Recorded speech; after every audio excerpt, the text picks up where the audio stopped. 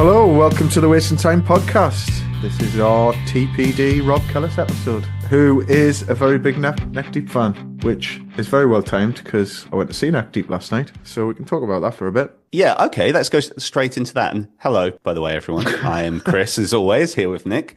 Nick went to see Neck Deep and the Wonder Years in Newcastle last night. Thanks to Neck Deep's team for hooking him up as well. Should say that. How was it, Nick? Yes, it was a very good night. It was good of them to hook us up. They actually gave me a photo pass, which was a bit wasted on me, given I am not a photographer and only have a mobile phone. So didn't take advantage of that opportunity of being right in the pit, but yeah, it's good. Wonder Years, like just solid as ever, really. Big crowd in for them. It was a sold out venue, sold out show anyway. It was pretty much full for Wonder Years. I guess just a standard Wonder Years set, really. Mm-hmm. All the big tracks. Soupy did his whole thing, you know. Casey, our old podcast guest, looked like he was enjoying himself, and then Neck Deep were smashed it out the park, really. Obviously, we saw them at Leeds in the summer. What was it, August time? Yep. But we only caught them in that little tent, and like the sound wasn't great, and didn't really get the full Neck Deep experience. But they were really good. And interestingly, Ben came out kind of towards the end of the set and said like the whole Neck Deep camp were sick and they were really struggling and all really anxious about the show that night, wondering if they'd managed to get through it. So the reality is, you really couldn't tell. They were they showed up, put on a really good show. Crowd were incredible. Loads of crowd surfing, circle pits. Like, you know, they really got the room going. Played a lot of their, all their big hits and just tight as fuck, man. Like, they really know what they're doing. Any gigs from your side? Anything lined up over the next? No, probably. I think I said on the last show, but I'll probably catch state champs when they come through London. But aside from that, Yeah, not too much. Not too much at the minute. cool. What's new in the music world then? There's been a few announcements over the last week or so, hasn't there? Yeah, let's start with. Shall we talk about Warped Tour and who has been announced on Warped Tour at the time of recording? Yes, I do. I haven't looked yet, but saw Simple Plan and Bowling for Soup. Is it Millencolin as well? Have been announced? Oh, I got that one wrong. I thought I saw Millencolin. I'm just looking at the No, lineup. Pennywise. It's Pennywise. Yeah. Same era. Yeah. Yeah. We got The Main as well. Honey Revenge, Dancehall Crashers, bit of a blast from the past. So you can tell they're going for like a mixture across the 30 years of Warped Tour history. I know there was a newer band, which I'll not say because they haven't announced it, who did tell us that they're on it as well. They make sense on it. So you can see the kind of road it's going down, the one that we expected. And the plan is to kind of just do drip feed announcements from what you can tell. Like, just going to start to build out that lineup slowly. Yeah, it's an interesting way of doing it. And I like it. I'm on their website now and they've just got blacked out. They've got the lineup there in theory, but everything that hasn't been announced, which is only like 5 or 6, is blacked out. So they're going to gradually reveal those acts as the weeks go. Yeah, which is an interesting way to do it. It might not help with immediate ticket sales, but I like are they worried about? I don't think they're worried about Warped Tour like selling tickets, are they? So can they get away with just doing it that way? I think they know that there's enough of a demand for it that they'll sell out anyway. I think that's you can see that from the way they're rolling this out. Yeah, and I think given that's the case, it's quite a cool way to do it, isn't it? In the sense that you just get people more and more excited over like the coming months. Yeah, absolutely. New music. I did see before 408 have shared a new song. I haven't heard you mention that. I know you still got that last track on heavy rotation. Is that still top of your on repeat playlist? No, it won't be now. But it was there for a good stint of time, all the way up to Christmas, I would say, and then I've kind of given it a break since then. Yeah, they released a new song a couple of weeks ago. I wasn't feeling that one so much, but that's okay. They released plenty of music, and there's one they keep teasing on their socials that I really like the sound of. So I'm always interested when they drop something new. Cool. And one song that you did send me was that new Phoenix TX track. Oh yeah. week before last, which is pretty cool. Yeah, yeah. I mean, it's a shame because it's not the old singer Will with his distinctive voice, but it's still a cool song. It's been done, in the aftermath of, I think it was Yeah. last year, their bassist sadly passed away. So Yeah. it's nice to have something from them. Well, they say apparently a lot of the stuff they're using is his work and his riffs and like Yeah, his yeah, unfinished work, and it's like a tribute to him, and they're gonna apparently release more new music in his kind of memory, basically, that's lovely. with like guest musicians and stuff like that. So that's cool. Yeah, it's a very cool way to do it. So yeah, that's nice to hear. Good, Charlotte. Your boys are getting active again. Yeah, we kind of saw this coming for a little while now. I know Joel's mentioned on this podcast a few times. He's referenced that they finished their album, so I think they were recording last year. We can expect an album this year, and they've just announced that I think they're doing a festival in Brazil with Fall Out Boy and Yellow Card in Sao Paulo at the end of August. So they're clearly there'll be more to come from them. I am intrigued. I remember this was a while ago, but Joel's brother Josh did tell me that Joel had a song that he thought was like up there with, I believe he referenced My Heart Will Go On by Celine Dion and that Aerosmith, I Don't Want to Miss a Thing. He said he's written like a pop song that could stand kind of toe to toe with those, like as Yeah, a right. huge pop song. So be interesting to see Bold if statement. that, exactly. So if that's whatever happened to that song, if they use that as a good Charlotte song or not. But yeah, very intrigued to see what comes from them. Cool. Yeah. Hopefully a little UK run on that plan. That would be great. Okay, should we get into our chat with Mr. Rob Kellas? Yes. Yeah, let's do it. So it's always cool when we have a guest that's not a musician. It's something a bit outside of the norm for us. But TPD TV, huge YouTube channel. Their main thing is they've been going to festivals for years and kind of giving you the experience of what it's like being at these festivals. And they've really, they do explore other things on their channel as well, which is really worth checking out. But they've built up a huge following, and like we've kind of seen them at festivals, and then they were kind enough to do some stuff with us at Slam Dunk. And then we stayed in touch with Rob, who we spoke to a few weeks back, and just one of the nicest guests we've spoken to, I think. Just such a nice guy. I'm sure you agree, Nick. Yeah, really, really cool guy. And it was a really interesting chat to kind of hear about like their story and I guess how they manage things behind the scene, how they manage it Absolutely. as a business, as Yeah, bloggers yeah. and of kind of the festivals and budgeting and all that kind of stuff. So let's get straight into it. Well, Rob, thanks so much for doing this, dude. Yeah, My it's pleasure. good to spend a little bit more time with you because I don't know if you remember, you kindly stopped and did like a quick fire thing with us back Yeah, at I the end remember of at Slam May when Dunk.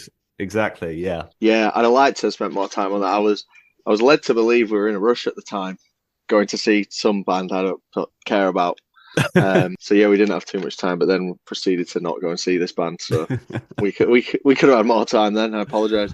No apology necessary. I remember you sent us a voice note at the time as well, which was very sweet of you, but completely unnecessary because we Thanks, we mate. appreciated the time you gave us. No, anytime. Cool. Well, I guess we kind of want to get into the whole TPD story and kind of how that evolved and came about and, to where you are now. But I guess a good place to start maybe is just more about kind of you. Obviously, you're known with your roots from Leeds, kind of you're born and bred in Leeds. Kind of what was kind of growing up like for you and kind of early influences with music, things like that. Kind of take us on that, I guess, journey first. Yeah, sure. So I moved to Leeds when I was 6. I lived in Germany, which is a bit of a meme in our community because I kind of try and bring that up as often as possible just to make myself sound more interesting. Yeah, definitely heard it mentioned on the channel. Yeah. Yeah, lived in Germany for first 6 years of my life. So I was like schooled there up until like year 2. I think it was pretty good from what I remember. Music wise, I don't have too many super early memories. Obviously, as most people are, the music I was influenced by or listened to back then was my parents' music, mainly my dad's. We used to listen to a lot of the Beatles. We used to listen to bands like the Undertones. which are known for like teenage kicks, but like they've got like loads of songs that I really like just because I was listening to them when I was like essentially a baby. What else did we have on in the house? A bit of James Taylor, singer-songwriter James Taylor. Nick will appreciate that.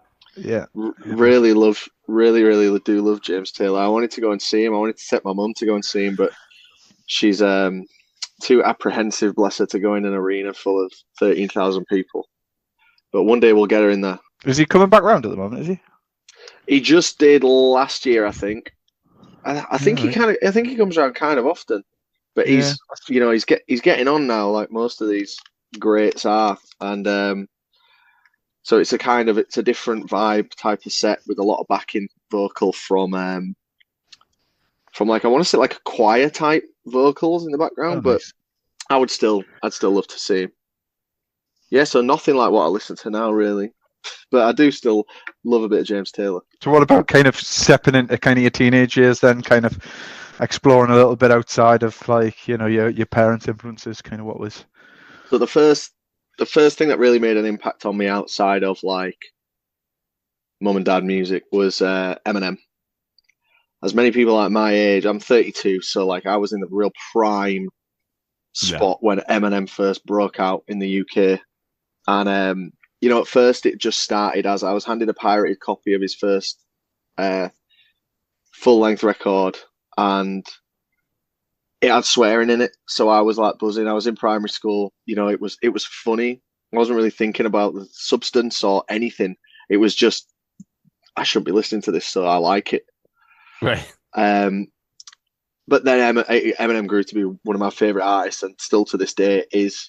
And that was probably the main artist that I listened to all the way through, like most of primary school and up until maybe like year 7, when I then started, because it was kind of embarrassing to like rock music when I was in like early high school or primary school. You were kind of shunned if you liked anything that wasn't like on the radio in the charts kind of thing. So a real, I guess, important moment for me was I got gifted from a distant cousin for Christmas.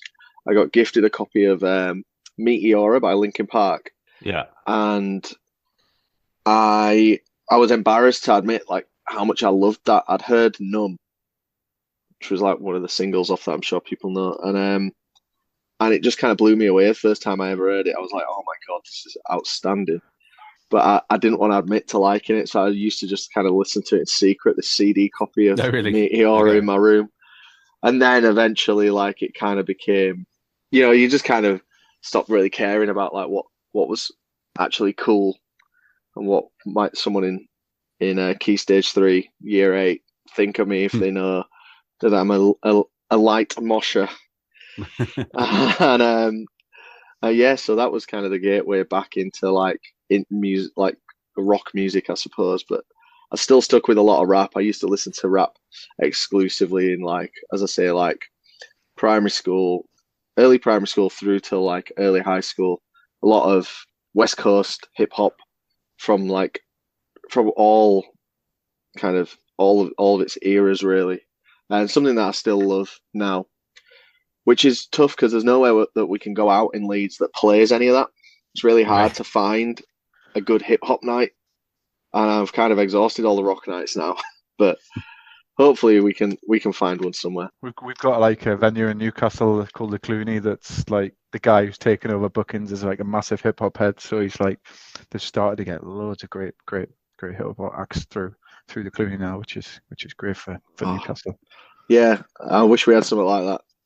I'd love to check that out. In terms of going to live shows, I saw you post something the other day. Was Sum 41 the first gig that you actually went to? I count it as my first gig, yeah. So I'd already been to. That was in 2010, so I was 18 at the time. So quite late when most people are asked this question. It's like, oh, I was at like Take That with my mum when I was 5 or something. But Sum 41 is what I count because it was the first single ticketed gig I bought a ticket for and went to of my own accord. Got it. And my own interest. I'd already been to Leeds Fest twice by that point. Right.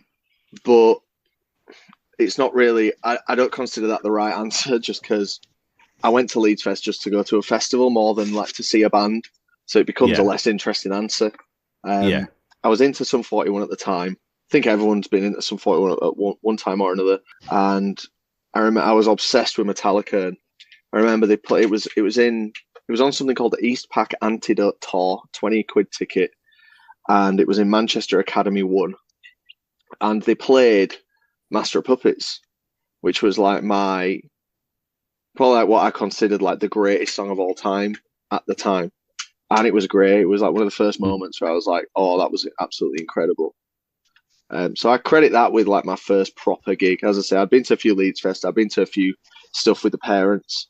I can't really remember what, but I know I'd been to stuff. And we used to have this big pop festival in Leeds called Party in the Park that was totally free. And it'd have like, it was like Radio 1's Big Weekend is now, where it's just like super relevant, super current. But it was free. And I'd been to that for a few years as well and seen like Dizzy Rascal and McFly and Blazing Squad and all the big names. But Sum 41's the right answer, possibly the less embarrassing answer as well. Actually, now I've said that out loud. Well, yeah, I mean, we definitely have love for them still. We literally just did a podcast with Dave Brown Sound 3 days ago. Oh, so, cool. Like, yeah, so we've got love for them. I get a lot of people think I don't like Sum 41 because we had like a viral clip of like Mary, my sister. Yeah. I know the one. Yeah. So for that was in sorry to cut you off. That was in London at the time, I think. Did you go to a rock club? No, you're right. You're right. Yeah, it was in Camden. We went to a rock bar and it was just in too deep. Like Sum 41 on again for like the 1,000th time, and we were just like, just had enough of it, and people mistake that, and I can understand why for us disliking Sum 41, but I've always liked Sum 41. My frustration is they've got so many other songs that could be being played. Do these alternative club nights need to be playing?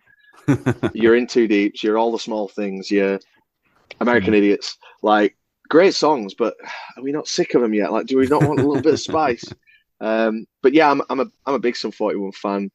I mean, that's maybe an exaggeration, but I do like Sum 41. I've seen them a lot of times, and I was gonna go and see them on this tour, the farewell tour. And I had a ticket up. I was up in Glasgow, but I was just knackered, and I just couldn't.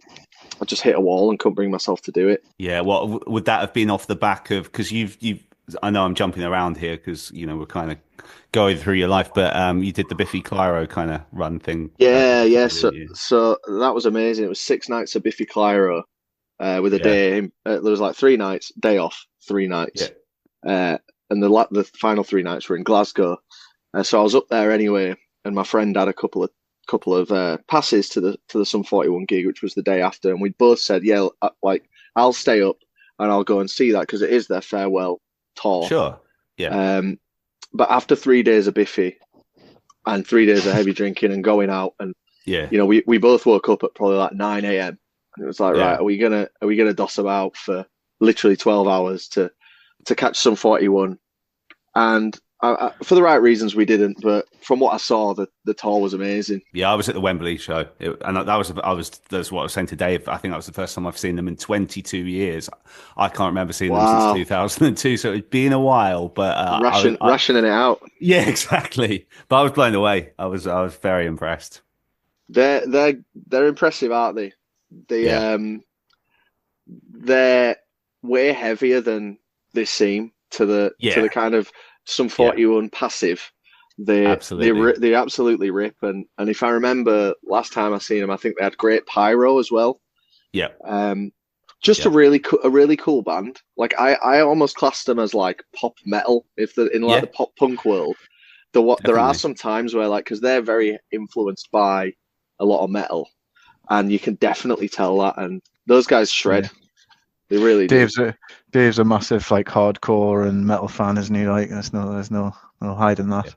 It was interesting actually speaking to him. Like it was clear that Dave really didn't want like the Sum 41 thing to come to an end as well. Like he was, still very open for it to continue. So bit of a Derek decision, I think, unfortunately. Yeah. It's got to be tough, that, hasn't it? I mean, I remember watching on the news when Charlie did that with Busted. Charlie Simpson was like, I've had enough now of Busted. And annoyingly, then you're also kind of taking that away from like what I assume is at least your yeah. close mates, but often probably some of your best mates. And yeah, I'm sure Sum 41 will be back. I'm certain of that. Because, you know, nowadays, and I'm not saying it's done with ill intentions, but you do find that after a year or two, the bands actually miss it. And, you know, it happened with Bowling for Soup, it happened with Panic at the Disco. What was that, 2 years, and now they've announced another show. And then there's this whole When We Were Young stuff, and all these like nostalgia type festivals that are coming around, and all these bands that kind of getting on that theme. Like the Slam Dunk lineup for next year has kind of got loads of old school bands that are kind of just having another play at it. Like, and I think, you know, it's probably easy to think you want to pack it in when you're putting all that work in, and it must be so exhausting. But after a few years off, I'm sure a lot of these bands, I mean, some of these bands have been, there's a band, I can't remember who it is, but they've called it quits twice in between the space of 2 Radiohead albums, and Radiohead never broke up. So, like, I think that, yeah, it's interesting. Like the You Me at 6 stuff, you know, they've got all these farewell shows, and I would. Yeah, sorry to cut in again. Your sister had some choice words to say about the You Me at 6 last show at Slam Dunk. Yeah, I mean, look, we like You Me at 6 for sure. They're probably the band I've seen more than any other. You know, just the things that you kind of hear, and the rumors that you hear swirling around, and the reasons why they're doing it. I would be very surprised if they don't return. Certainly within 5 years. Top up their bank accounts a little bit more. Like, nice. Why not? Why not? Absolutely. There's a lot of money for certain bands in touring. I've since learned, and if you can sell out academies at least, then you can really make some wedge. Well, yeah. I mean, you don't get much money. Money isn't there from a streaming perspective now, is there? It's money for bands. Yeah, it's like one of the more narrow revenue streams is actually people listening to your music, which is a bit wild. It's crazy. It's why when we try it, like, because we go to a lot of, you know, we're lucky enough to go to a lot of shows on like an accreditation or like a guest list or something. So sure. We'll always try and pick up like a piece of merch or something just to kind of offset that. Give back. Yeah. The band's not getting out when you're listening to them on Spotify. Yeah. They're certainly not getting out when I waltz in there on someone's guest list. On a guest list. Yeah. I bought a, not to go too on a tangent, but I just bought a, remember Sony mini disc? Uh-huh.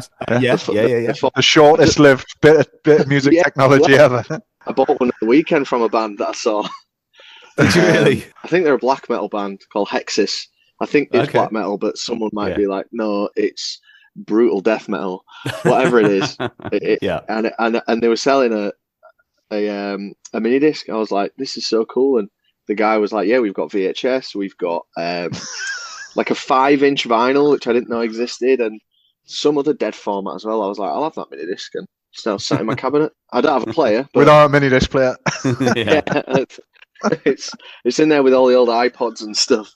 Yeah, in the vintage cupboard. Just jumping back quickly again. So obviously you mentioned the early music you're into, and then kind of Sum 41 was kind of like your first gig. So I guess you're fully in that world by this point. I assume going to Leeds most years and seeing lots of rock bands. Did you you've got a bit of history like playing music as well? Because you know I've seen like the kind of tongue in cheek songs you and the guys have done and stuff. Yeah, so I love playing music. I started as a drummer. Yeah. I've played drums for probably 16 years now at this point. And I've played guitar for about 14 years. Mm-hmm. And it's a creative outlet that I really wish I explored more, because all I do, I mean, I don't have a drum kit in my flat because it's a flat, but I play guitar every day, and I just would love to be in some kind of band. But we just can't get it together. We just can't figure it out. So when we do the tongue in cheek kind of stuff, like the parody stuff, that's almost just an excuse for us to actually be brave enough to make some music. Okay. Because we have this project called Reborn Reloaded, which is the name of our original band when we were in a band 2008 time. And so we just kept that name for just any musical project we do, but it's mainly like me and my mate Raz, who people who watch our channel will know well, because he has all the gear to like record and mix and master and whatever. Yeah. And yeah, kind of the only time we've ever been able to get together and actually put something together that I'm really happy with. It has to be under the guise of like, we're taking the piss out with guys. This is just a joke, because I think we're just too self-conscious. Like, Yeah, I'm a big thrash metal fan, and we did this thrash metal song called Death Express, and the whole thing was like a piss taker, but that's the only way we could allow ourselves to do it, which is really sad. But I'm just not confident enough to do it in a way where it's actually, I admit that it's actually coming from a place of love. Do you know what I mean? yeah, It's so strange, because I loved making that song, and I was so pleased with how it turned out, and we got quite a lot of compliments on it at the time. It's been out for like 3 years now, and we've started writing a second one, and just nothing came around with it. But I would absolutely love to do like a little EP. Would it all be metal? Would it? Like, is that kind of what you'd stick to, or? I think, yeah, that's what I would like to do, like a proper like Megadeth inspired like thrash metal record, rough around the edges kind of thing, just because that's we're probably not clean enough to make it not rough around the edges. yeah, sure. But we also use like that kind of band name, if you will, for like any kind of musical thing that we do with the channel. So we did like a pop punk like parody song for a Slam Dunk video a few years back, and Yeah, I remember. yeah, and you know, it's cheesy as fuck, but because it was intended to be, it was a song that I just freestyled the lyrics to while watching Machine Gun Kelly. I was so unimpressed with what he was doing. I was like, I'll do this off the top of my dome. And then I said it, and then we went and did the music about a year later. But I think if I was to sit down and do a project with it, I'd want it to be like a 4-track thrash EP. Yeah, you got the platform for it, I guess. Yeah, maybe one day. The thing is, it's also like, I really just feel, even though I've loved thrash for so long, like I still feel like a tourist in that scene. Like, I've got friends in like real thrash bands that work their ass off and tour around Europe and shred and work so hard to that kind of music is a work really hard type of music. It's not like a breakthrough on TikTok kind of music. So I'm also apprehensive to use the channel that we have as like a leg up. Yeah. Not that it would make it, you want like to do it big, but yeah. So who knows what the answer is? Maybe like some sleep token shit where everyone's anonymous and you can't tell who they are, and we'll just release it. Yeah, maybe. Okay, cool. I guess, is it worth just touching on a little bit around kind of your kind of post-school pre-TPD life a little bit, and kind of, I guess, a whistle stop in terms of what that looked like for you in the build-up to kind of you starting to go down the TPD road. Like, what were you up to? Obviously, you worked for Apple for a few years. Is that right? Yeah. So that was my most recent job. I left high school. I went to college. I went to university. I dropped out of university after 2 years, which is a strange choice because most people who get 2 years in just do the third year anyway. But I just couldn't stand it. It was computer science. Computer science, and I was just not into it. I just blindly just followed the path. I was like, I like computers, so I'll do software development at college, and I'll do computer science at uni. And I'm still like a massive nerd, and I love tech, and I love like so many areas of technology, but like I just couldn't get into or behind like the computer science course I was on. All throughout all this, I'm still filming like little vlogs and stuff, like just for my mates. Like, this has been a concurrent in my entire adult life for sure. Yeah. I worked in a place called Spud You Like, making jacket potatoes for a month, like a fast food place, and I left there because I fell out with the manager, and also they wouldn't let me go to Download Festival. So I had my priorities.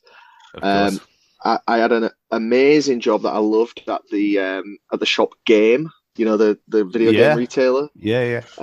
Truly carefree, amazing job with great people. got sacked from that, which was annoying. And then I had a really dull job at PC World, which was a pretty terrible company to work for. I'll be honest. There's good people in there for sure, but it's a company that truly puts the customer last, and I know that for a fact. Thankfully, I was in like junior management role, so like I wasn't doing too many direct to customer sales, but at least in like the 2014, 15, 16 era, that company, if you walked in there to buy a laptop as a unsuspecting person, the mission statement of the staff was just rip you off. Like it was really, really bad. And it's easy to say now I'm not there, but like I never did that, and I never really cared about my personal sales figures or anything, and I just landed on my feet in there because I interviewed quite well, because I was desperate for a job after getting sacked from game, and I interviewed kind of well enough to just blag my way straight into like leadership, and then so I didn't have to do too much of the gritty sales assistant stuff, but I did some of it, and it was, if you're honest and nice in that job, it just don't work in your favor, and I like to think I was. But yeah, it's a terrible place to work, terrible place. And I go into Curry's now, and I, if I needed to buy a vacuum the other day, and I just couldn't get any help that I needed. No one could really explain anything to me. They've got a range of like Dysons. One's like 170 quid, one's 700 quid. They look the same. There's 10 different ones in the middle, and no one could tell me like anything about them, get me excited about any of them, and I'll always try and avoid there. And then I worked at Apple, and it was amazing. And it was the total opposite, and it's a customer first. I did retail, front of house retail for 2 years, and then I was in an Apple like office job for like 4 years, and it was absolutely fantastic. And I didn't want to leave, to be honest, but I kind of had to. So you were at Apple when you kind of started the whole TV thing. So that was going since that's been going since like, you can trace its lineage back to like my high school. Like I literally used to film shit on my phone there. But like, the channel was operating as like 60% of like my life focus was the channel from like probably like 2014 through to like now. Well, through to like 2022. So like that will have been like when I was at Game in 2014, and then through to Apple in 2022. And I was just running out of time to do both my professional job and YouTube. Had got so, I mean, it's still a drop in the ocean in compared to some channels, but like it requires so much time and so much work that I just couldn't do both at the same time, and I had a lot of frustrations with Apple at the time as well. After you've been somewhere for a while, you get jaded, and I had good reason to be frustrated with some of the stuff there, and it just got to the point where I was like, right, I'm going to try for a year doing like non-stop TPD stuff and working at Apple as well, and I did that in 2022, and then a year later to the day where I said I'm going to give it a year, I was like, right, I'm going to dip. Which took ages. It took loads of calculating and loads of conferring, and I know a lot of people that are like self-employed photographers or self-employed, like they've left a retail job to go and be a tour manager, or people that own creative agency and stuff. And I sat down with like all them across the course of the year. I was like, I'm thinking about doing this, and every one of them just said, absolutely do it, like do it. And then spoke to my guys, my friends that I run the channel with, because there's the thing of like, are you all right with me doing this? Like, and taking out of the pot that we've all built from. And that was an overwhelming yes from all of them. And yeah, to be fair, it's, touch wood, it's worked really well, and it's still continuing to almost 2 years on. That's amazing, man. Did you have a kind of clear strategy for TPD at that point then, or was it just kind of just do and try as much as you can? Yeah, I mean, when I'd in my last year at Apple, we had the format like locked. Like the channel was doing really well.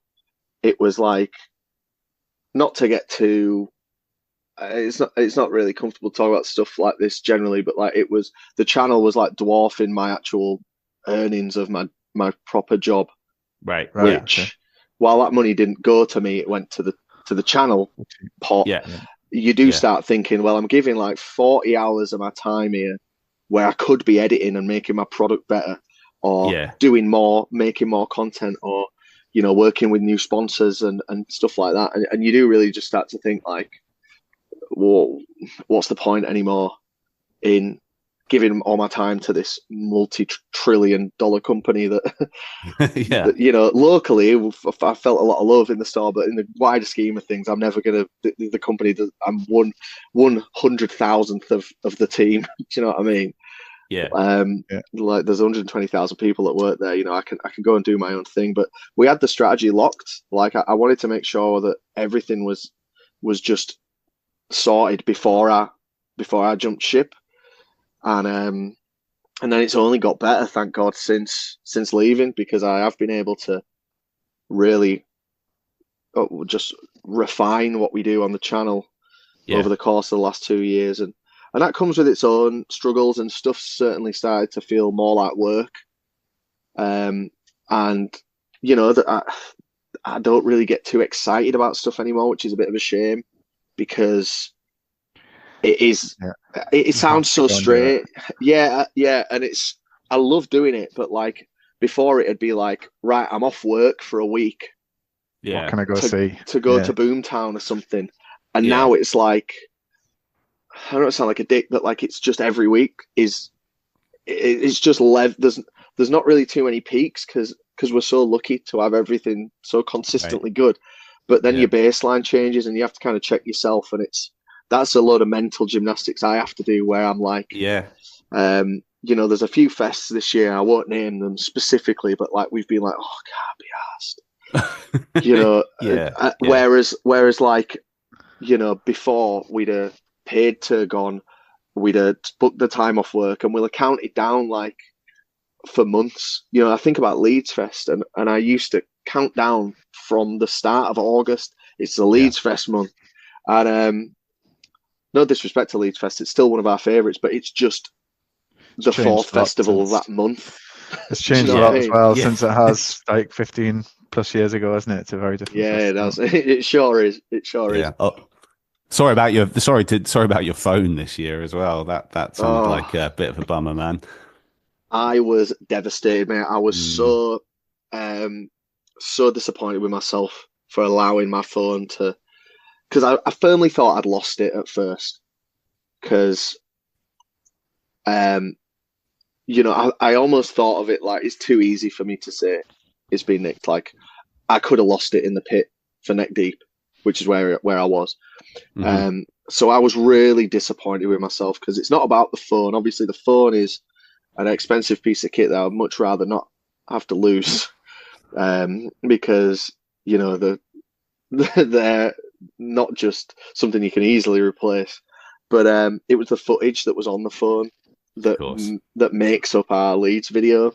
And I've since learned that someone was going around deliberately like stealing phones out of pockets at that specific gig, and someone else on Twitter that had theirs, that apparently was stood like right near me at that show, that had theirs pop up on maps in like Europe somewhere, and I've tried negotiating with the people who've got it, because they text me. Oh, they did, really? Yeah, so, well, it's something that they do to try and get access to the phone. They pretend they're Apple, and they text you from just a standard 07 phone number, and they send you a link and say, Apple has detected your phone, blah, blah, blah. I'm not the guy that's going to fall for that, having worked for Apple for 6 years. Yeah. So I just started texting them. I was like, look, you're trying to I had to just be like, keep the phone, I'm not bothered, can you just turn the phone on so it'll upload the footage to the cloud? And then I was like, I mean, it was naive of me to do this, but I was like, alternatively, if you want to return the phone, we'll buy the phone off you for like the price of the phone. but obviously, like, you know, they're not gonna entertain that. But if you don't try, you know, you'll never know.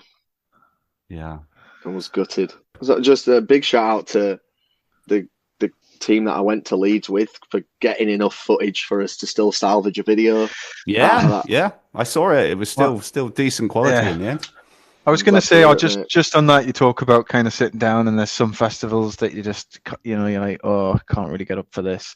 Like, is there any conflicts between you as a team in terms of what you do and you don't do?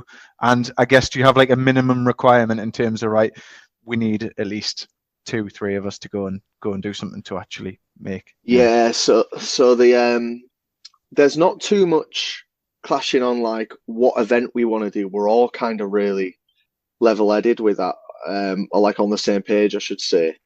I'm always the one that's like, let's skip Download and Leeds. Like, even though I love them too, it's like, do we need to does our audience need to see a 16th episode of We're at Leeds Fest when we could go to like Creamfields and it'd be funny and we'd be out of our comfort zone? But like, I always get like super hard outvoted on that, and so that's the only time that kind of stuff comes up with like Download and Leeds, when everyone just wants to go. That's kind of like their like safe haven, I suppose. And it's also like Leeds and Download. It's become non-negotiable, and it does perform well for us. It's an easy win, but in terms of like the crew that we need to do one, like the perfect number is 4 people. We always try and get 4 on. 4's great from a content perspective. We've learned from a getting in an Uber perspective, you know, like you get 4 in a standard size Uber. If you've got 4 and you need flights or a hotel, like it's just about as expensive as we can stomach paying without being too much. We did one this weekend with 3 just gone. It was at times we were just begging for a 4th member just to be there, just to add a bit of spice, a bit of you know. And then last year we did one with 2, which was me and a guy called Jake. Yeah, was that when you went to when we were young? It was, and it was kind of spontaneous. It was like 2 days before the event. We were like, let's go, because I had immense FOMO.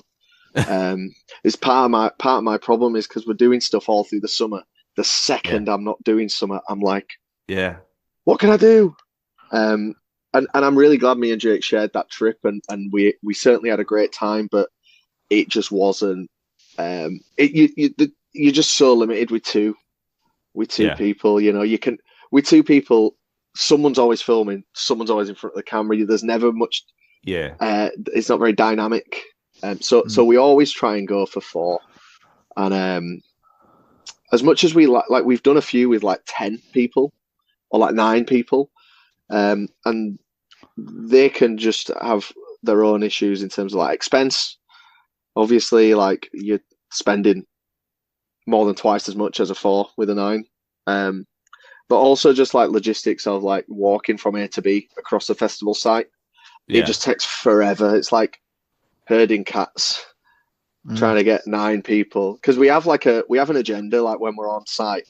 So it'll be like we need to go and see like, I don't know, like this DJ at this time or whatever, and like getting people from A to B, and you know, someone needs a piss, which obviously like, have a piss, of course we all piss, but then as soon as someone's finished having the piss, oh, now I need a piss, I've decided. And it takes like 9 times the length of a piss to have a piss.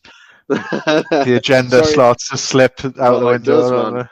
It does, but the times we do get to share with a big group, we certainly enjoy a lot of it as well. But for me, as kind of like the person trying to often nag in people's ear, saying we need to do this, we need to do this, we need to cover this. I've heard this is really good. It does get kind of stressful. How often are you getting stopped for being recognised at festivals these days? I assume you just see that number going up as the years go by. Yeah, it's a lot, and firstly, it's amazing. Like it's one of the greatest gifts that we have is meeting our audience and speaking to them. The festival we were just at the weekend, Damnation Festival. Oh yeah. I mean, it's not my kind of vibe, but I just really know about it because the guy who does 2,000 Trees has a podcast with the guy who Yeah, runs that, basically. James Scarlett, I believe, is the trees guy. That's right. Yeah. And the guy who's on that podcast, Gavin. Gavin, that's it, the Scottish guy. Yeah. Yeah, he had us to Damnation. Okay. And, Okay. and I met him, and he was so sound and really, really nice and really welcoming, and gave us a good rundown of what to expect. But this was like, as they say, like the more intimidating and the heavier the music, the nicer the community. And we got to meet like loads of people at Damnation. And it was great, and it literally carried our experience because none of that music's really for us. Yeah. And the positive energy we were getting from people stopping us and sharing kind words and having a laugh with us carried us through that day. But there are times when, especially if you're in a big group, at like a Leeds Fest or a Download, where it can be really hard to show your true appreciation and gratitude to someone in the moment while also trying to balance your agenda and keep moving, because people will shout like your name from like across the way, and then you can, I mean, my hearing's terrible, so Mary will say, Rob, someone over there shouting you, so then we'll stop, someone will come over, and then by the time we're done with our interaction, the other half of our team have probably just caught up to where we've managed to walk to, and then the interaction starts again, and it is amazing, and it is, as I say, it's an amazing gift. I went for food just before this and met like 3 people just on the way for some food. That's amazing. One guy like literally having a chat about Burning Man. He'd been to Burning Man, like, just getting to meet like-minded people. It's amazing, but it does come with some challenges sometimes. Of course. Another thing that just fucks up your festival agenda, basically. It certainly can do. We always try and express that our true gratitude in the moment, and I think we're pretty good at doing that. I hope. There are some times where we've had some feedback that maybe we've not been too good at that, but I also think there's obviously circumstances where we might just be out of our head, like hammered, or there might be like something more going on that like someone doesn't necessarily know about, where we're having to bomb from A to B. Exactly. It's class, and I honestly wouldn't change it for the world. I really wouldn't. Cool. I guess we firsthand can kind of vouch for having good experiences meeting you and a couple of the other boys at the festival as well. I'm really glad to hear that. I'm really glad. I overthink a lot of it, like I maybe did with you folks, because I remember you saying like, have you got 2 minutes? And I said something to the tune of like, yeah, but it's like got to be 2 minutes, which I was then thinking, because I did think it had to be, because I thought we were in a rush, but but then I was like, oh, I did that. I really overthink everything that I do. So I obviously, I made sure that was all right. But yeah, it was. I'm glad that the rest of the guys made a somewhat decent impression. That's good to know. Yeah. No, it's fair to say. Cool. I mean, let's chat a little bit then about kind of best and worst festival experiences. So, I guess you don't have to call out a specific festival, but what are the worst festival experiences you had, and kind of why were they bad? What made them bad? So, me and Raz from the channel were talking about something similar to this yesterday, and about how even our worst experiences, we still look back on now that we're not in that exact moment. Yeah. And it's funny to think about them. But one that springs to mind and that we were talking about is earlier this year we went to an incredibly expensive festival called EDC Las Vegas, Everyday Carnival Las Vegas. We did Tomorrowland, the dance festival in the summer last year, and it was a massive hit for us. And we got loads of requests to go to this EDC, and it was just shit. It cost, I can't remember how much, but more than I would care to admit if I knew the top line figure off the top of my head. We paid for like tents, like a tent to like a glamping tent. Like we we'd paid for all of this as anyone would, and it said that it came with like the bedding, and it just didn't. So we slept on the floor for 4 days, which $2,000 for the pleasure for that. Just to sleep on the ground. And there was nothing really to do at the festival until like midnight. So you'd wake up because it's like 38-degree heat at like 9 a.m. and then you've just got to kill time until midnight. Like, it's really funny to think about now. Me and Raz were laughing about it in the van yesterday, but we'd literally spent so much money to sleep on the floor, wake up, kill time. What, 13 hours? That's right. Oof. Yeah. Maybe more. No, for a lot of hours to then go and see some DJs, most of which are just kind of pushing a button. Yeah. And there was an amazing firework display, and there was a swimming pool that we had a lot of fun in, but Jesus Christ, can look out the window if I want to see fireworks. It's just gone bonfire night. I can do that for free. So that was a bad one.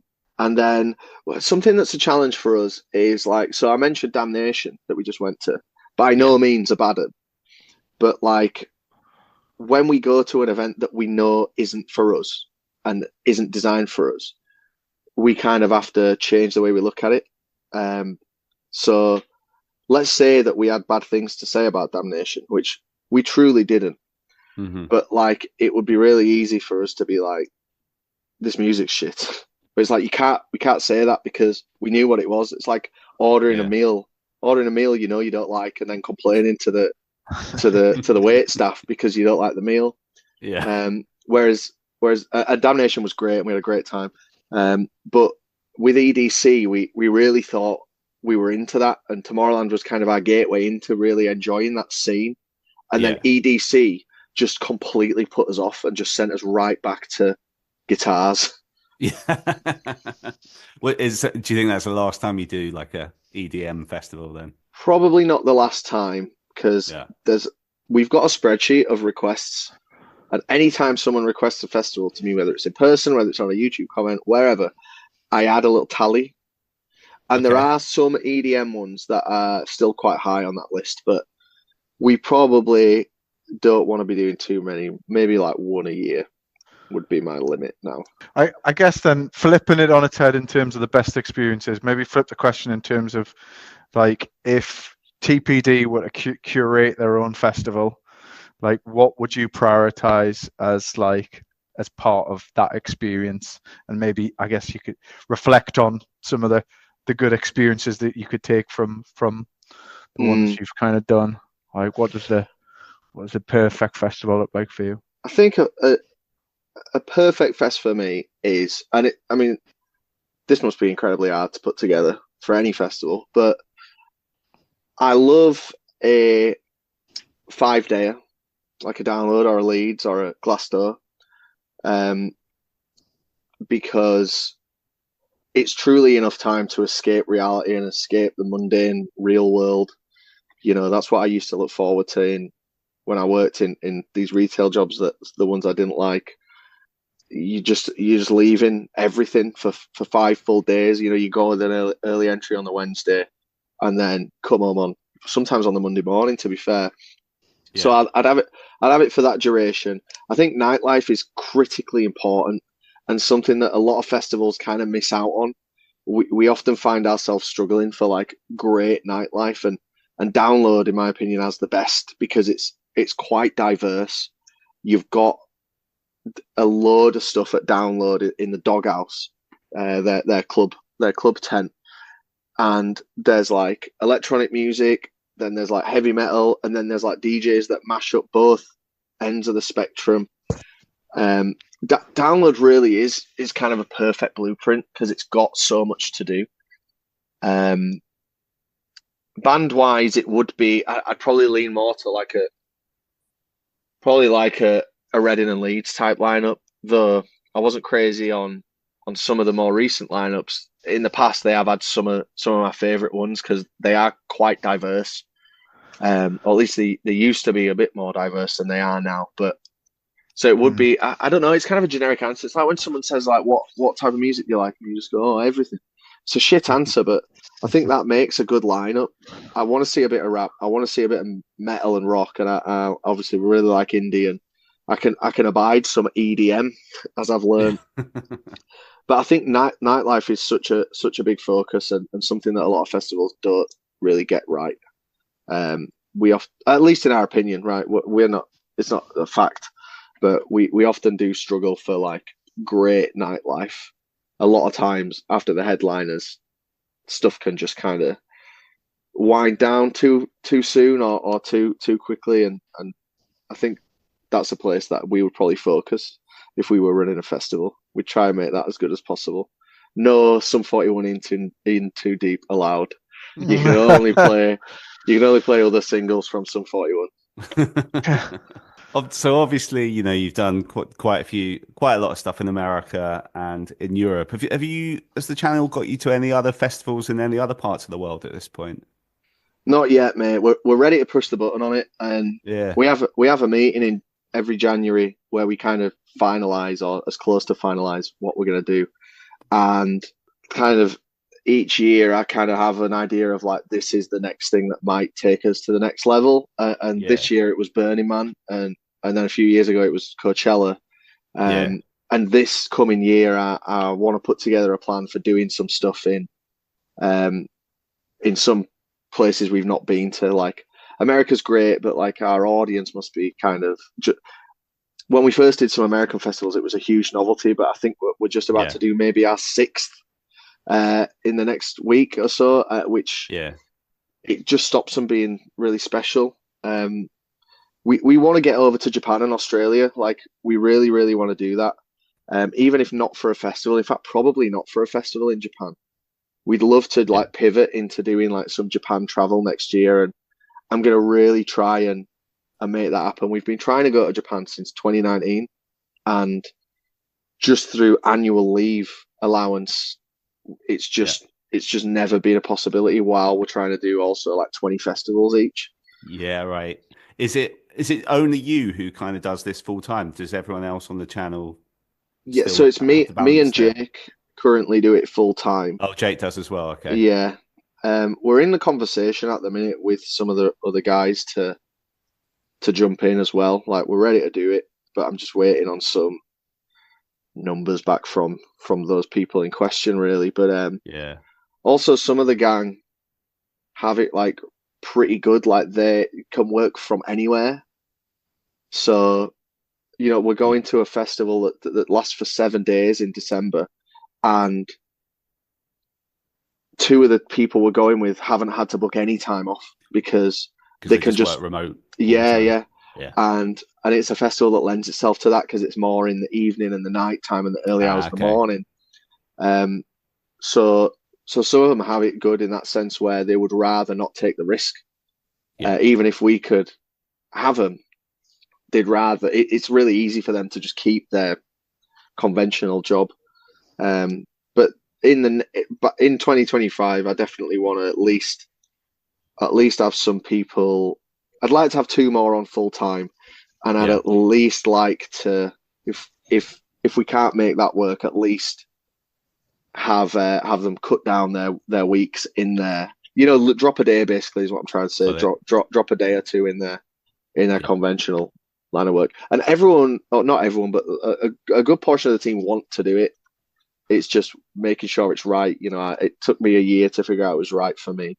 Yeah. And I want to make sure that it's a real safe place, and that there's a whole load of through me and Jake doing it. We've learned so much. We've clashed heads. We've fallen out. We've had different expectations. We've and no one was wrong or right necessarily. It's just how do we? It's just something we're learning, and also then trying to like preserve the most important thing, which I guess is friendships. When there's money involved, it can always be a weird thing. Like, not to go too into detail, but I deliberately take like a really low wage, like just scrape by. And thankfully, almost everything I do is on expenses because I'm at a festival every week. Yeah. Whereas if someone else was coming in full time, it wouldn't necessarily be fair to just pay them to scrape by. Right. But Yeah. but then what does that look like? You know, it's a tough one, and it's something that some conversations I never really wanted to have, but I guess it's a blessing that we get to even think about them. But yeah, well, sorry, go on. I was going to say, you were talking earlier kind of about how, you know, when you were starting out, you obviously having to fund a lot of this stuff now, you know, a lot of festivals and shows and things like that. Kind of, what's your kind of relationship with kind of festival organizers now and promoters? Obviously, that must help you a little bit, kind of from a financial perspective, if you know you're on the lists and you know you've got accreditation at festivals. Is that a real important part to a big part of what you're doing now, or is there still a bit of a mix? It's definitely still a mix. It is great to have a relationship with a lot of organisers and festivals, and especially when we hear that they like us. You know, the Damnation team, I'm led to believe, like us, and that's so rewarding. That you know they wanted us to. We felt really welcomed at their event, and obviously saved us 150 quid each on a ticket. You know that which definitely helps. But then on the other side of things, because the channel is bigger now and we're doing more stuff, there's loads of stuff that's also just so we never get we'll deliberately we'll never have our travel covered or stuff like that, because it really can add bias to your experience. Yeah. So for every Damnation that's nice enough to have us, and every Reading and Leeds and Download that we're grateful enough to be invited to, there's a Tomorrowland or an EDC or a Stagecoach Festival in California where we're flying out loads of people, this, that, and the other. So it kind of cancels it out, or something to that degree. The way that it really benefits me is I'm just fascinated by music promoters, the whole behind the scenes of live music. So the real value that I personally get is just having a chat to these people. When did you start this festival? Or you know, not even people that work in festivals, but people that work in ticketing, people that work it as a promoter, people that work on you know, tour management, photographers, merch people, all levels of live music, from company directors to ad hoc t-shirt merch booth person working one night of a tour. I'm equally just fascinated by all of it, and that's a real benefit for me. I would love to, if I had the time, I would love to dip my toes into some of that. Though I'm sure you need a lot of qualifications and a lot of smarts that I don't have for a lot of that work. But that's the real cool thing for me, that they're the people that, not to sound too cheesy, but they're the people that I really look up to, as almost as opposed to the artist. Yeah, no, I get that. It's just so cool to me, to be in some of these roles and to do this kind of work, I think. And it's so important as well. You know, live music is you realize in the lockdown how important gigs and stuff are when we didn't get to go to any. So these people are just doing the Lord's work. So that's the value that I get from them, really. Yeah. Is it worth just maybe kind of, obviously festival season's quieting down a little bit now. It's interesting because we've we did a few festivals this year. We're in Pittsburgh last year, and we've noticed we've managed to get a load of interviews booked up between now and the end of the year, which we think is just a reflection on a lot of bands and artists kind of coming to the end of the festival period and kind of moving into their winter schedule. Kind of what does the TPD kind of winter period look like for you guys? What have you got lined up over the next 6 months till things start to? We've only just kind of dialed this in now this year. Last year, we banked a load of festival videos to release late in the year, thinking that was a good idea. Yeah. But what we learned is people aren't really interested in our content. Does really well in its first 2 weeks, and then some stuff will keep going, but most of it just does its job in its release window, and then it's just the odd person will go back and watch it. So yeah, last December, for example, we released 4 festival videos from the summer that no one had seen, and they got numbers, but they didn't do as well as we wanted. Yeah. So we're focusing now on we've had a amazing festival season with some great performance on the channel. And now we can focus on the stuff that's like priority 2 level. So like we get a lot of people saying, "Oh, we want to see you do like a road trip, do some travel, go to this place, experience this kind of thing." That's not a festival.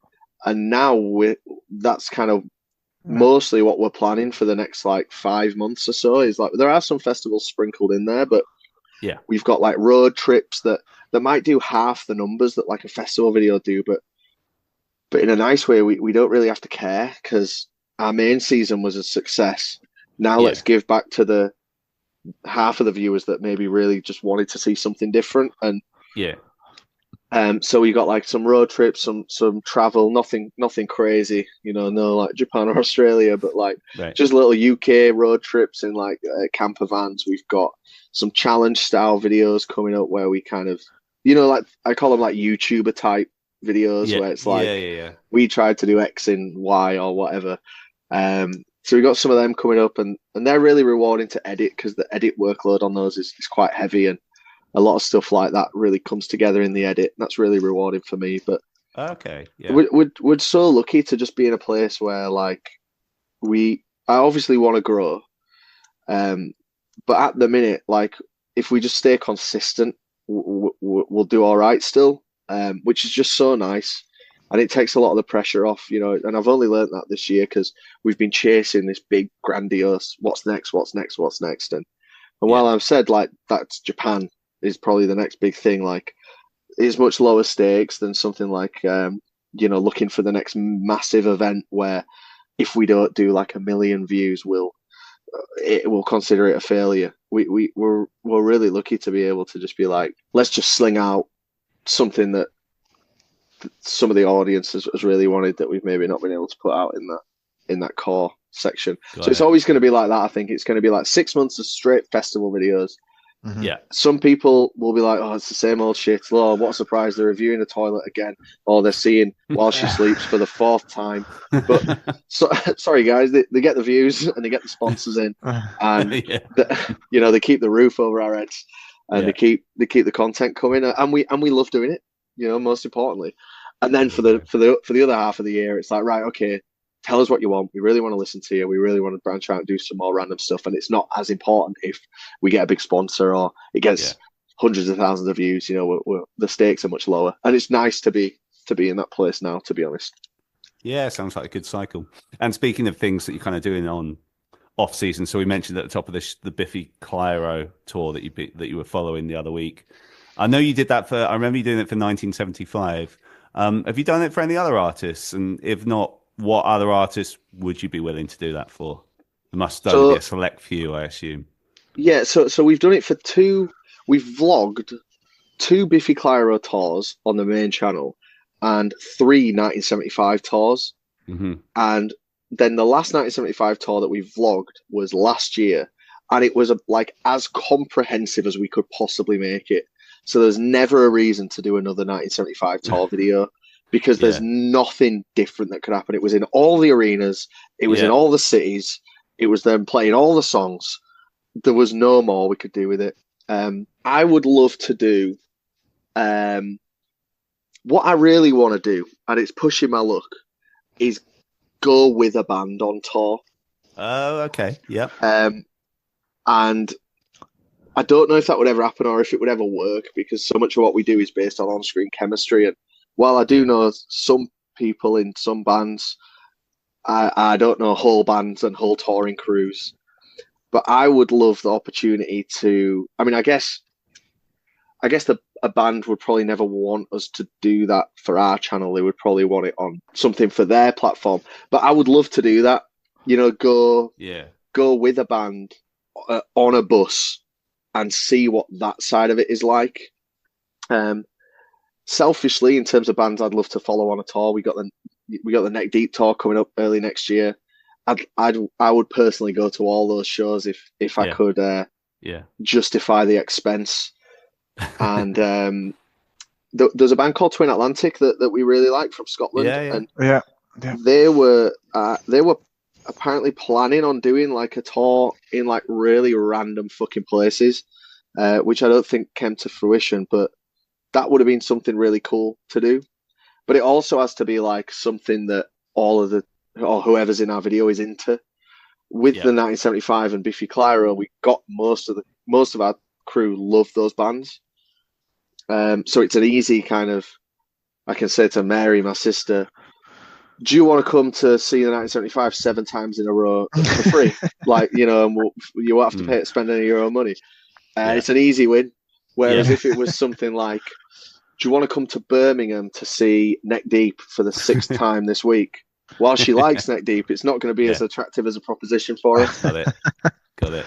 Well, if you need any company for Neck Deep in Newcastle, you let me know because I'll be at that gig for sure. Amazing, yeah. Well, me and Chock are gonna try and go to a load of them, just personally. Or we might. What we've started doing is making like just Patreon exclusive vlogs. This isn't a plug, but it's a way of giving our most diehard audience the kind of content that they've told us they still like, while also being able to justify like expensing a hotel. So we might do that for the Neck Deep one. I'm not sure, but we're definitely going to try and get to as many as possible because I love Neck Deep, and yeah, just amazing band, great guys. I don't know if we've tried to get him on with us, but we've got a good relationship with Ben, and I admire him a lot. I think he's a brilliant frontman, super talented. Always on the right side of things, like does a great job at his show. We keep trying to arrange something when we're at like the same event, but I just keep losing my phone. So I think I've fucked it now. I'm sure it will happen, dude.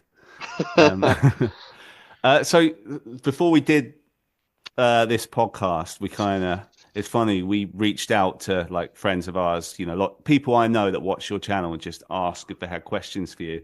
And it's funny, like we do this, we speak to, you know, relatively big bands sometimes, and people don't always come through with questions. But when we said we were speaking to you, like the questions came flooding in. So I'm thinking, Nick, should we try and get through some of these while we've still got a bit of time? Because otherwise I think it'll run away from us. Yeah.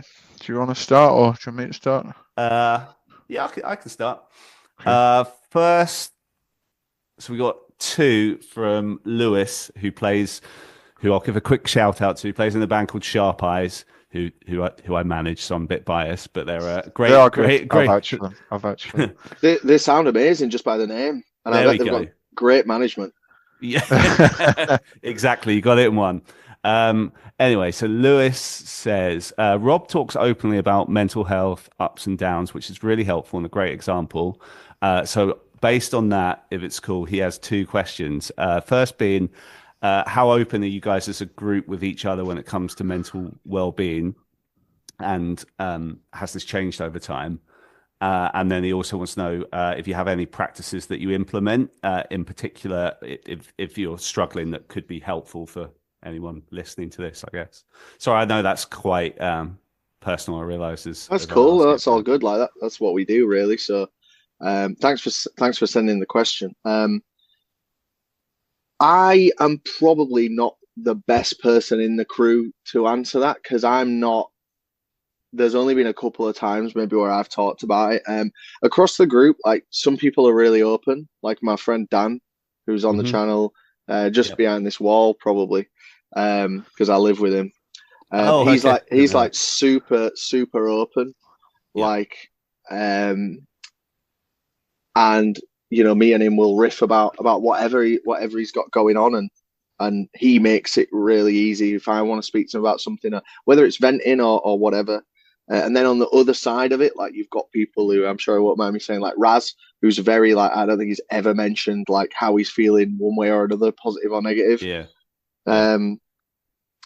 But I think it's changed over time. I've had a lot of frustrations since doing the channel full time, and there's a lot of struggles I've had, so I've kind of opened up a bit more with the guys. And I guess our biggest asset is just having a team of 9 people of slightly different ages. You know, there's probably about 8 years between like the oldest and the youngest, and right, okay. you know, we've got a female perspective in there with Mary. Mary's amazing. Mary is when I'm really struggling, like Mary's my go-to. She's outstanding, and she's really helped me through some tough times. But we're just, it's a bit of a shit answer, but we're just blessed with a diverse, immediately available like group chat or social circle. It really is our biggest asset in every sense. But for this kind of stuff, you know, it really does help. But I appreciate that might not be something that's immediately transferable, but it's the best thing in my life, to be honest, and it's what keeps me kind of pointed in the right direction. Yeah. Oh, that's great. Thanks, man. Cool. Okay, another one we got here is from Greg O'Grady, who's our who does a lot of the design work for our channel. Very talented bloke. He says, "Have you ever fucked off any festivals with your on-site antics or reviews? Have you ever upset a festival? Good question. I'm sure we have, but it's whether it's got back to me. Yeah. Like, even when I've trashed an event, we in fact, the only time that I can think of actually having any kind of post-diss conversation, it's been with the aim of like getting us back on side. Yeah. I suppose it's bad PR for them to come after you publicly, isn't it? Like, yeah, and we never target a festival, and we never go in trying to have a bad time, and we never have that agenda.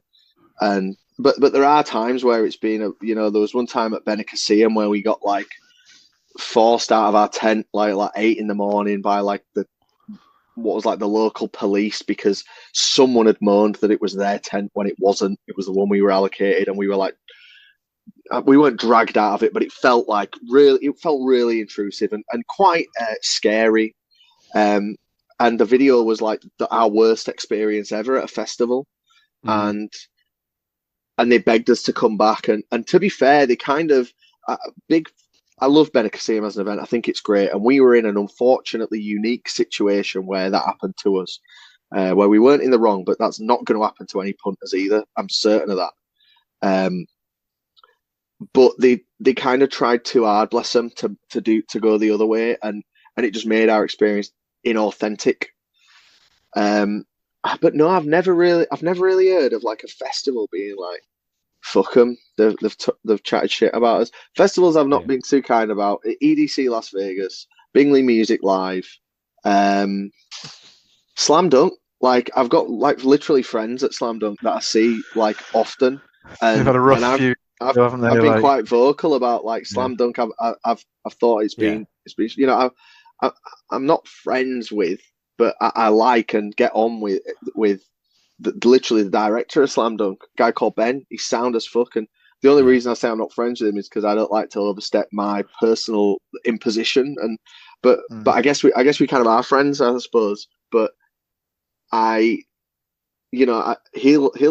know that we've not had great words to say about it, but I guess it don't really matter too much because they hear it from everyone else, though, right? Like, if you've had a bad experience, most of the people are gonna have had that experience, and they're gonna know about it from everyone else, right? Yeah, I guess, and I guess it's just we can certainly have an effect on. Like, I've heard of festivals being nervous that we're going, which is kind of cool for us. Actually, it makes us feel kind of important, powerful. You don't want to fuck with us, but I have heard that, but only after the fact, where they've told me like, we were really kind of worried about you coming, but it actually worked out really well. But we've never really had any negative words, at least said to our face or to us online, about us slating an event. Let's try, if it's cool, we'll squeeze a couple more of these. Yeah, we're good, man. Absolutely.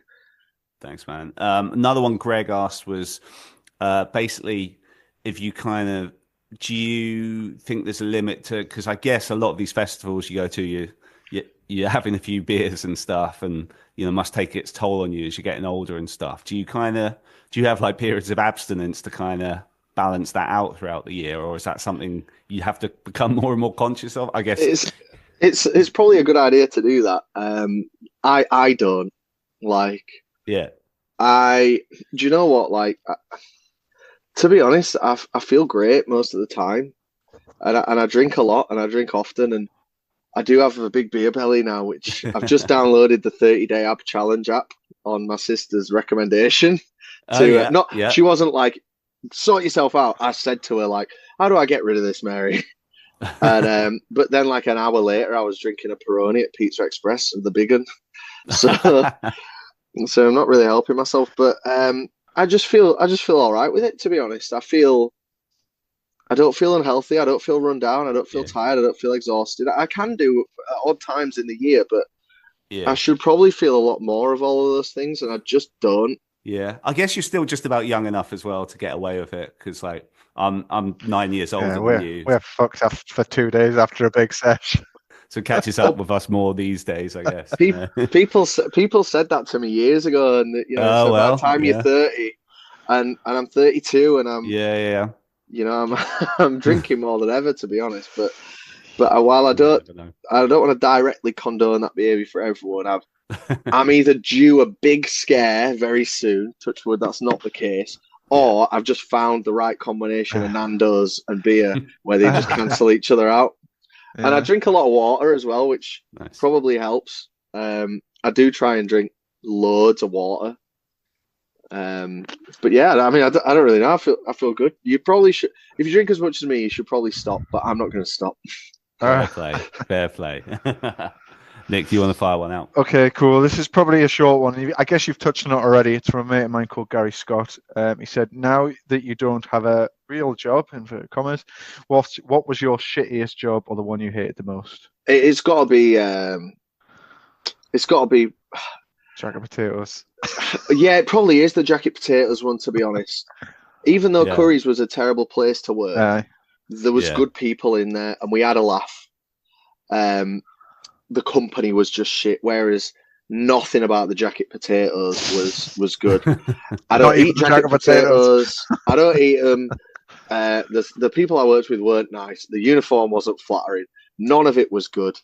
I did have a job making orthopedic shoes when I was 16, which we didn't touch on. There's a few jobs I've had in there. I did door-to-door sales, that must be the worst one, actually. I did a month of door-to-door sales, this kind of job where you're just naive and you see a job posted and you immediately get an interview and they tell you, oh, you could be you could actually land yourself in a leadership role very quickly, and the on-target earnings are up to £900 a month, a week, and you're like, oh, buzzing, but it's all commission. So if you're not making a sale, then you're not earning. And literally, I did door to door for a full month. It was awful. This was 2013. I've still got problems with my feet because of the amount of walking I did during this door to door in these cheap shoes that didn't fit properly. And the only money I made from doing that job for a month was my boss giving me some cash that he'd just won on the horses. And it was about 80 quid. So that's my answer. Let's just do one more from questions people gave us. Our friend Chris Gregory, who was doing the filming for us at Slam Dunk, who you would have met briefly. Simple question. He just says, if general UK or US festivals, which one do you prefer? Oh, that's a really hard question, because with a US festival, I've got all the excitement of going to America, and it's even looking at I'll look at the different text on the bottle of water and be like, that's a novelty. Yeah. Overall, the UK has better festivals. I think the crowds are better. The bookings are generally better in my experience. The nightlife is certainly better. And stuff like that. The prices are way better. America's insanely expensive at every festival we've been to. It's almost like unconstitutional. It should be, some of these prices for drinks. But I would strongly recommend, if you can justify the cost of getting yourself out to a Coachella, for a week and spend maybe a couple of days in LA beforehand. You know, that whole kind of package. Mm-hmm. I really think that's one of the highlights of my life, doing that for the first few times. So it's a tough question to answer. Yeah, no, that's okay. fair. I guess just on the US thing before we wrap up, like, is Warped Tour's made a bit of an announcement recently. I think they're doing 5 dates. Is it 3 dates? 3 or 5? 3, I 4 think. or 5, something like that. Oh, okay. God knows. We're all seeing different things. On your radar, will it be on your list? Do you think? Will you try and go for that? Yeah, absolutely, we will. We've done When We Were Young twice, and while I'm so over like nostalgic pop punk, I think it would be remiss of us to miss a Warped Tour comeback. I think there's a lot of, just from a business perspective, there's probably a lot of clicks in there, and we've learned enough at When We Were Young to probably execute Warped Tour really well. I think I forgot where the locations are, but we want to do like I think there's one on the East Coast that we'd probably lean into, just because that's a bit different. I've only been over there once. I think it's Florida. Is Florida one? That's what I'm thinking. Actually, that's where I'm thinking. Washington is one, and Florida. I think the East Coast one. Yeah, so it'll be. Is the other ones maybe in California? Is it or around? Yeah. It's on that side of the states that we want to go to, so I'm sure we will be going, and I'm sure it'll be great. To be fair, I'm sure it'll be class. Real quick, what's your bundobust order? Go-to bundobust order. I mean, I live in the south. I'm not familiar with it, but I have a Gujarati wife, and like we go to out near Harrow where it's all that kind of food, and I always see you posting about that place you got in Leeds. I mean, vada pav and all that. I love bundobust and Indian food in general. I love it, and so I get vada pav every time. Nice. For those that don't know, it's a big spiced, deep fried mashed potato ball in a bun. It's heaven on earth. Yeah, and agreed. I also get something called bundo chat, which is like their take just on like samosa chat with. It's got like, it's served cold, and it's got like yogurt on there, and I don't really know what else. It's just an amazing amount of.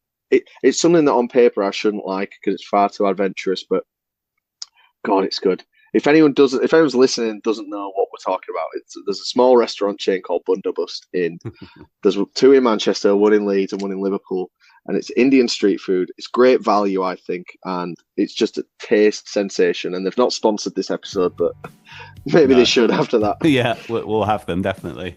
We can let you get back to your evening. But yeah, we really appreciate. Yeah, thank you so much, Rob. We really appreciate. Thanks for having me, guys. You guys are clearly really good at this, and that's why you're going to these things in America and getting these opportunities.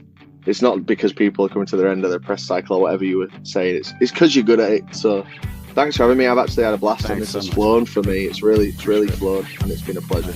Nice one. Cheers, Rob. Nice Take one, it fellas. easy. Have a good one. Bye bye.